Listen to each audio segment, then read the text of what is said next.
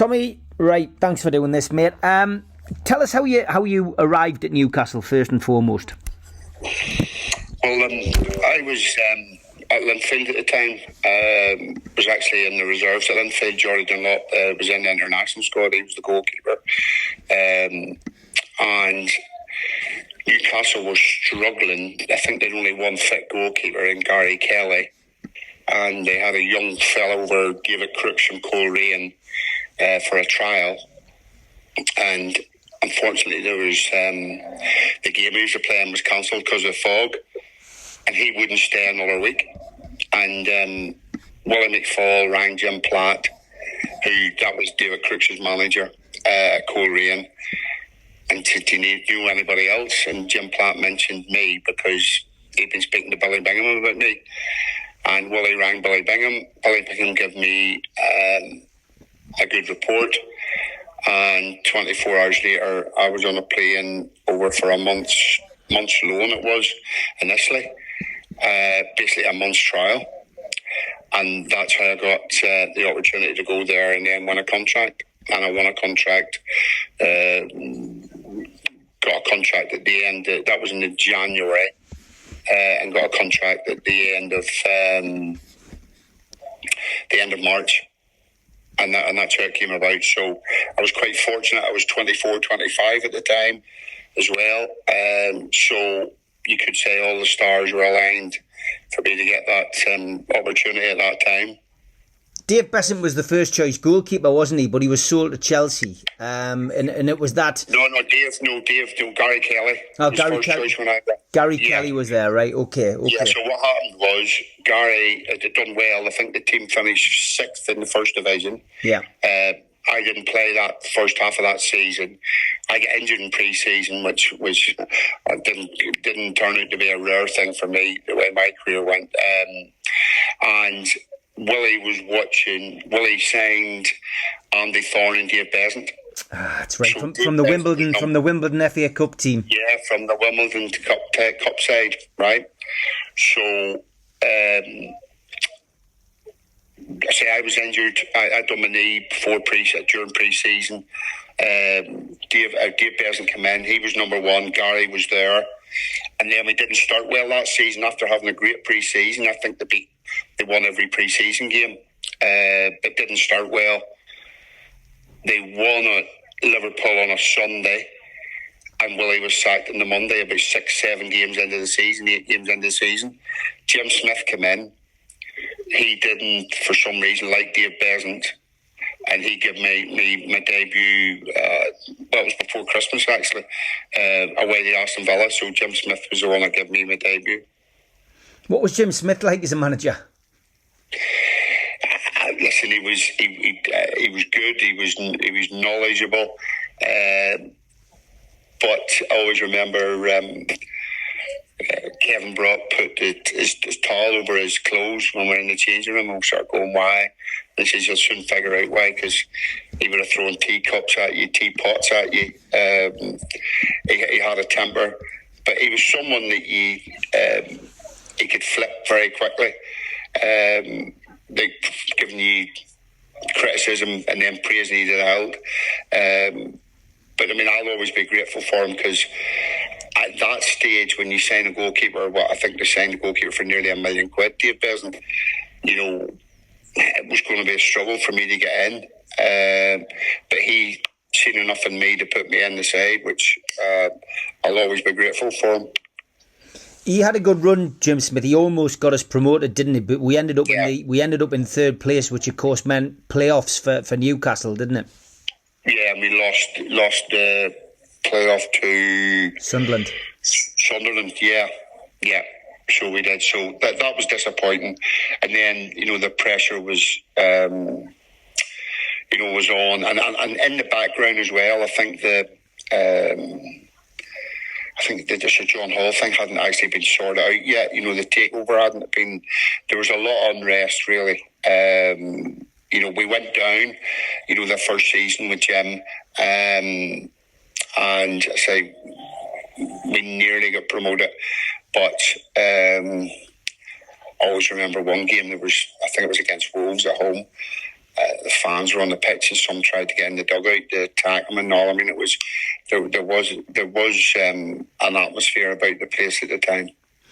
The takeover was important because obviously, you know, the Magpie Group came in, so John Hall and his merry men came in and took the club away from Gordon McKeag and his family and the likes of Stan Seymour, and that were cast into the history books. I mean, and you've just mentioned that Wolves game. I remember it. I was at it. But, I mean, did that affect the players? I think at the start it didn't, but it just happened. It just kept happening repeatedly. I think there was just a negativity around the club. Nobody likes uncertainty, and it was really, you know, everybody just wanted to sort it once and for all. And obviously, when it did get sorted, it was, you know, I mean, the only way was up, really. You know, when Sir John and you know, and them come in, you know, the club went from strength to strength, you know, under that regime. When they came in, of course, Osvaldo Ardiles had replaced Jim Smith. What was Ozzy like? You know, polar opposite to Jim Smith, I guess. Did he come in with new ideas? He was very relaxed. We didn't do a lot in training. Everything was play. 5-a-sides in training. I didn't actually play for Ozzy for a long period until Pavel got injured, and then I got the chance, and I played quite a bit for Ozzy. I enjoyed playing under him. He was the one that really, you know, kick-started a lot of young players' careers. You know, give them opportunities. Played an attacking brand of football, but it didn't actually get us over the line. It wasn't a winning brand of football. It was at times. I remember one game. I think it was Charlton. I think we were 3-0 up or 3-1 up, and ended up getting beat 4-3. He just wanted you to attack all the time, and you know, we had some cracking games, and you were on the end of some, you know, strange results like 4-3s and you know, a lot of 3-2s and stuff. But he was the one that gave a lot of, you know, the young players, Steve Watsons, Steve Harris, you know, your Lee Clark, Alan Thompsons, all them. He gave them, you know, opportunities. And to be fair, the players took those opportunities. But it was dead relaxed. There's no structure to it at all, which was strange. And I remember I wasn't in the team, and when I got in the team, I asked him, you know, why he hadn't picked me, and he says, well, Pav was his number one, and he basically, you know, said that if he made his mind up that was going to be his number one, no matter what happened, because Pav didn't start the season that great, if you can remember. He said he would always stick by players, and so I was fortunate to get in on the back of Pav's injury again. Did you always see the talent on the training pitch of the likes of the local lads, Lee Clark, Steve Howie, Alan Thompson? You've mentioned them there. Did you know that? Could you see that they were going to be special? Even when you first come into the club, you know, you hear everybody about Tottenham. He's going to be a player. He's going to make the first team. So they would have came in, you know, in and around, you know, those early days. But then when they got their contracts and were training with the first team, you seen it every day. There was, and it's quite amazing that there were so many just at the one time as well. You know, they were doing something right in terms of the recruitment and that. But yeah, you could see early days that, you know, the majority of, you know, the ones that we've mentioned, if they did the right things and, you know, worked hard, they would get to the very top of the game, which most of them did. Osvaldo Ardiles was shown the door. Freddie Fletcher got the job of giving him the sack for Sir John Hall. Yeah. How much of a surprise was it to see Kevin Keegan announced as the manager? Well, it was a big surprise, and I think the power of Kevin was evident in his first game. I think we were down to crowds of about 14,000, And the first game, I think there was, I don't know what the official capacity was then. 36. It was 36, yeah. And I think there might have been 10,000 locked out. Well, it was rumoured that there was people locked out. So that was the power of him in terms of first game was Bristol City, I think. And that was that one man could, almost turn a club's round and just be arriving, in one day, basically. And it was topsy-turvy to the end of that season. He filled player again. Kevin was a wee bit more structure to him than Ozzy. But he knew what he wanted from his team. He filled him with confidence. But it was that first season where we nearly, with Kevin come in, we were struggling against relegation. It was almost like 2 steps forward and 3 back at times. I remember we beat Sunderland on the Sunday 1-0, and I think on the Wednesday Wolves hammered us 6 or something. We're building much, we're frightening. So it was very much staying up that season was so important for the club. We eventually done it, and then you just knew that Kevin would go out and get the players that he wanted to improve the squad, and he did that in that summer, and then we started the next season incredibly well, and I think we won the first 11 league games, which again I was proud to be part of it. I think it was a record up until recently for Newcastle, but with that great start the next season, and that laid the foundations for promotion. What was your first impression of Kevin? Enthusiastic, bubbly. He joined in training. I say didn't do a lot on the training pitch. I mean, Derek for Zachary, when he came in, done a lot of the structured stuff that we did. But his enthusiasm, and it's Kevin Keegan. It's similar to Ozzy in a way that, the great careers they have. And when they were talking, you definitely listened. What about Terry Mack? What role did he play? Well, Terry was just, he never took a session, but he was always there. He's bubbly. Again, he would have spoke to players individually. He was basically Kevin's eyes and ears, I think, right? If he spotted anybody maybe having a problem or thinks somebody's having a problem. I mean, he did speak about the games and at half time and that. And again, the 2 top players, they knew the game. The thing about them, they kept it pretty simple, for the team. But they were a really good partnership because they tried to create an atmosphere where you were really positive and try not let I always found that even in defeat that you just like to sort it out the next game. Do you know what I mean? We'll move on and we'll not dwell too much in the past. What was his team talks like, Tommy?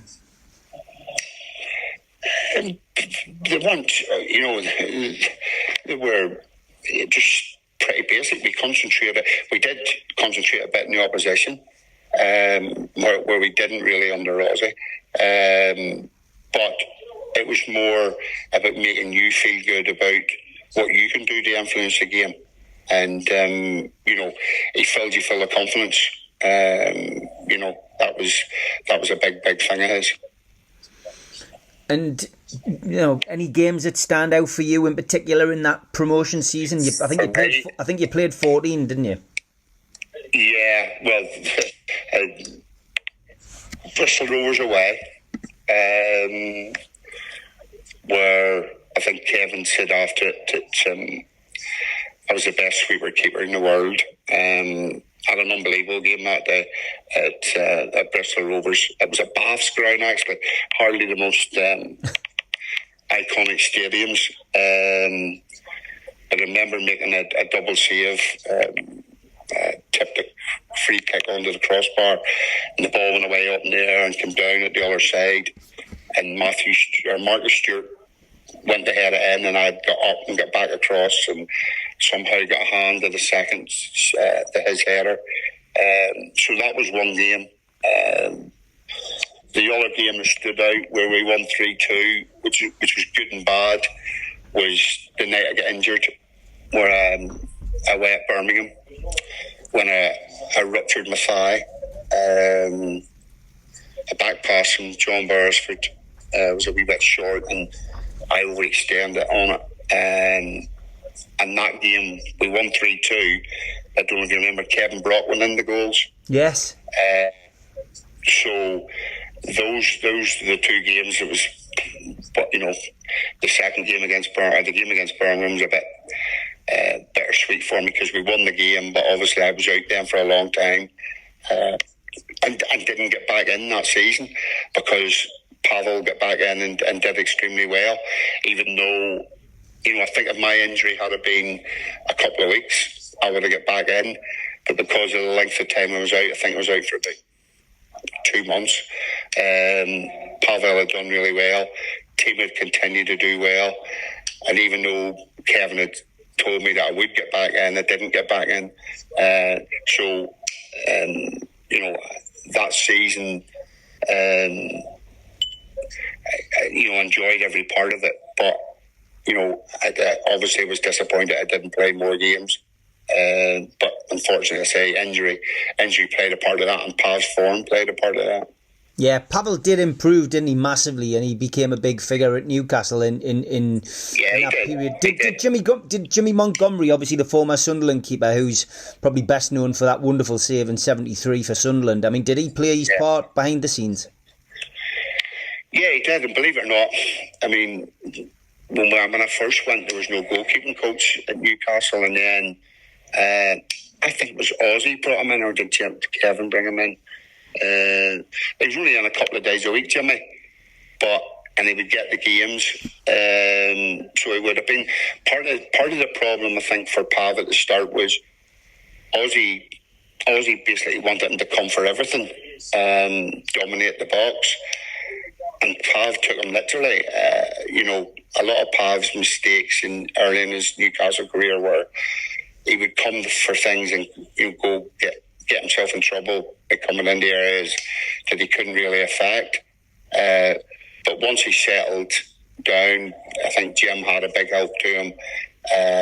He's a wonderful goalkeeper, and like everything in the goalkeepers union, I mean, we got on great.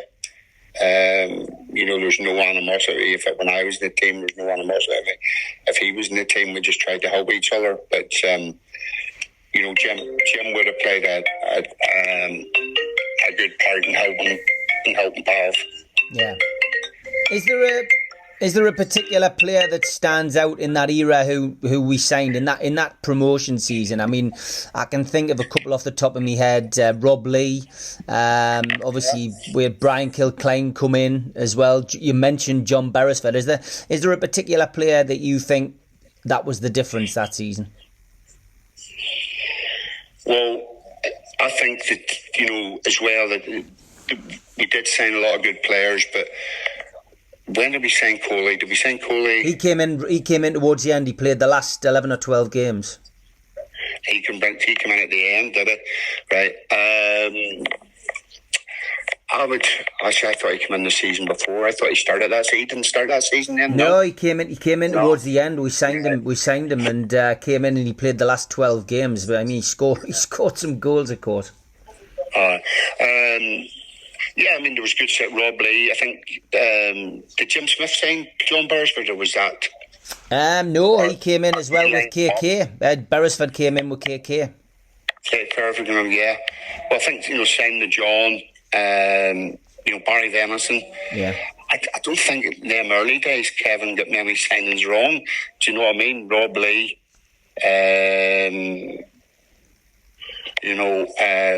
I think Gavin was already there, wasn't he? Yeah, Paul Bracewell, KK signed.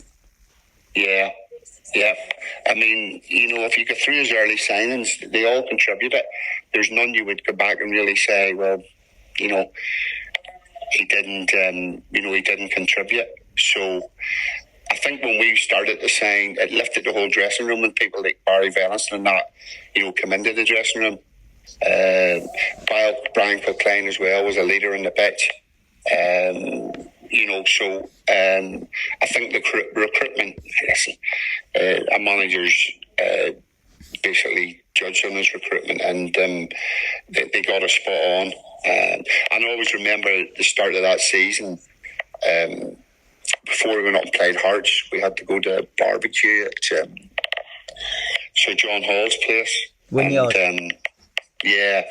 And Sir John said a few words, and his parting shot was basically, these weren't the exact words, but it was something along the lines of, there's only one, you'll be failures if you don't get promoted this year. That's what we're going for. We're going for promotion. So it was quite clear that, he was going to back the manager and the promotion was everything for us. And I say the way the season started gave us great confidence. So it did. And even the way the fixtures came out, I think West Ham were close to us and somebody else. Well, they weren't really close, but we always seemed to play before them and make it, where if we were 5 points clear, if we lost, they could come be 2 behind us the next, it was like we'd win and go 8 clear, and then they'd only draw and stuff. So without being overconfident, we were pretty comfortable in terms of getting promotion.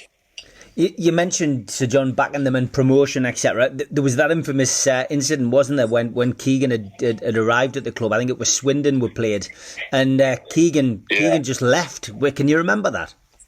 Yeah, I remember, because it was we used to go to Gosford Park for pre-match, and I think that was the time that Freddie Starr was staying in it, and Kevin knew everybody.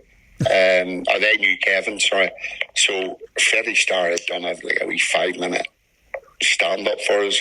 He probably wouldn't get away with it now, but he done a 5-minute stand-up for us and just to relax us and stuff. But I always remember Kevin, it's the strangest thing actually. He says, look, no matter what happens today during or after the game, it's got nothing to do with you. It's got nothing to do with the players. We're always going, what the hell's that about? Do you know what I mean? So even the timing of it was strange to say it. And he must have made his mind up then that he was going after that game. And I think Terry Mack followed him in the car and caught up with him. I think one of Kevin's quotes was at the time that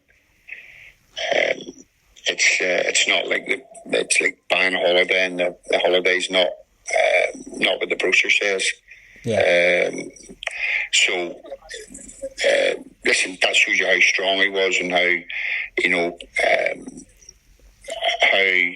he was so determined to get the players that he felt that were going to get us promotion. So that promotion season, it was injury hit for you, and obviously you left the club. How did Kevin break the news to you about you leaving?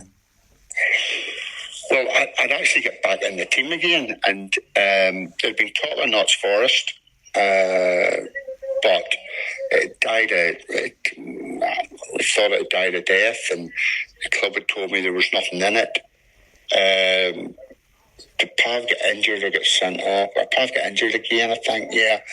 And I played on the Saturday. I think it was against Swindon. Actually saved the penalty. And I got a phone call on the Monday. Kevin wanted me to come and meet him at a hotel. So I went down, met him, had a cup of tea, coffee with him. He said, look, Forrest have come in, they've made a really good offer. He says, I know the wage structure, they'll offer you a good contract. Actually, the contract was far better than the Newcastle contract in the end. And he said I said was disappointed. And he said, I don't really want to go. He says, well, I'm bringing another keeper in. He didn't tell me at the time who it was. So when a manager tells you that, you just say, right, that's my time's up. And travelled down to Forest, I think, the next day, and got the deal done. I was obviously disappointed to leave, and particularly, I don't speak ill of too many people, but I still to this day think I'm a better goalkeeper than what Mike Hooper was. I agree. Slightly disappointing to be replaced by Mike Hooper, but I say that's football. Went to Forest, and again picked up an injury after about 2 or 3 months and had a disaster at Forest. I was never got out of the physio. It wouldn't happen nowadays. Never got out of the physio room for 2.5 years. So that was a bit of a struggle then in terms of my career. You did come back to Newcastle briefly though, didn't you? Was that 1999? Yeah. How did that come about? Again, I was at Man City, in and out of the team. I was playing in the League Cup for Man City on the Tuesday. I was travelling home from training, and Joe Royal rang me up and said, "Look, Newcastle want you. You're going to play in the derby game on the Wednesday night." So I freaking travelled up. I went back, got home, got a bag together, went to the ground, got my boots and stuff, travelled up to Newcastle that night, trained with them on the Tuesday, and Hullet told me was playing. Hadn't told any of the other goalkeepers. There was who was still there? Thing was injured. Shea was injured. Harps was injured. John Carew was it? Yeah, John Carelsey, yeah. Yeah, Carelsey was there. Perez was there. Lionel Perez, wow. Yeah. I think they told him the next day that training was at a different time because he wasn't at training. and Hullet, and then I remember I think we trained on the Wednesday morning at the game, and we were doing set plays, and I even though Hullet's told me, I just stood back and waited. But John went in the goal, right? And that's how John found out he wasn't playing. He says, "No, Tommy's in goal." So he hadn't even told John that he wasn't playing, because John just thought I was coming in as cover because he'd so many injuries, and I think Perez had fallen out with Perez. And that's so I played in that game, the infamous game where but probably should have been cancelled. It should have been called off. Wish it had been in the end. We lost, but because the weather was horrendous. It was, and that's when he dropped Shearer and Ferguson, and then he got the sack the next day, and then Steve Clark took over. I think I played away to Man United, way to been over Easter, where all the Greek fella got sent off. Yeah, Dabby's ass, yeah. Coley scored a hat trick. We got beat 5-1, and then Sir Bobby came in after that, and Chelsea away, and again they made good decisions and they made the right appointment. The club were able to kick on under Sir Bobby. Just going back to that infamous derby game, I've never asked this question of anybody, Tommy. What was it like in the dressing room after that game? When we was Ruud Hullet there?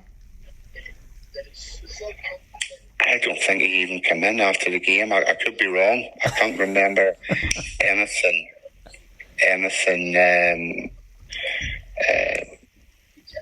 really, that was, out of the ordinary or anything. Yeah. There was an atmosphere when I found. I mean, all the time I was at Newcastle, the one thing was the dressing room was really good. But when I went there, the dressing room was split into all wee different cliques. Yeah. It was pathetic, actually. it was, French players were together, and all just split up into groups. It wasn't what I was used to, and certainly wasn't was it was used to when I was at Newcastle. But Sir Bobby, he turned that round. He done simple things like everybody had to eat together. There was meal times were just come and go as you want. So he made players almost sit at different tables every day, so they got to know each other. And very quickly, he turned a dysfunctional group into one that was together. And it was just man management. It was just little things you had to say lunch was at 1 o'clock. You had to wait until the manager had finished his meal. So he maybe kept you an extra 20-30 minutes, but what he was doing was getting people to sit with each other and talk and get to know each other and break down barriers. So it was simple. It was genius, but it was simple. And he created, it's hard to believe that he'd done it so quickly, but he created a better atmosphere around the place. But then that's probably down how he treated people as well, because going on the 48 hours I had with it, and the things the players were saying, he didn't really have much man management skills. Just finish off just with going back to Kevin Keegan and the entertainers. When you left, obviously you were still playing for different teams, and as you'll have watched Newcastle, you'll have seen the entertainers. You were there at the birth of the entertainers, and I'm sure you watched their progresses, on TV. Why do you think Newcastle didn't win the league that season? Do you think it was, that infamous season where they were 12 points ahead and Manchester United caught them? Do you think it was just down to the fact maybe that Manchester United, were used to winning things, and because they had Cantona and Schmeichel, or do you think it was because the lads at Newcastle were inexperienced, or do you think it was a culmination of both? I think it's probably a combination of both, and having not been in the dressing room and not seen how maybe they've reacted to defeats. Kevin didn't take defeats well. That was one thing. That's where Terry was good at it. Trying to lift everybody. He, after games, he could be quite impulsive in his comments and stuff like. Do you know what I mean? So, but I think it's just down to experience, and they had it from their manager right through their whole squad, and that Newcastle just lacked that. And to be fair, I think our first season back, they finished third, didn't they? Yeah. So they just lacked that sort of winning. And then because Newcastle hadn't won anything for so many years, the pressure of that was building even then. It's like even now. Do you know what I mean? The fact that they haven't won anything, since the first cup. So I would just have to say, just that little bit of experience and know-how. They just got over that final line. Tommy Wright, been an absolute pleasure, mate. Thanks for your time. Brilliant. No problem, Steve.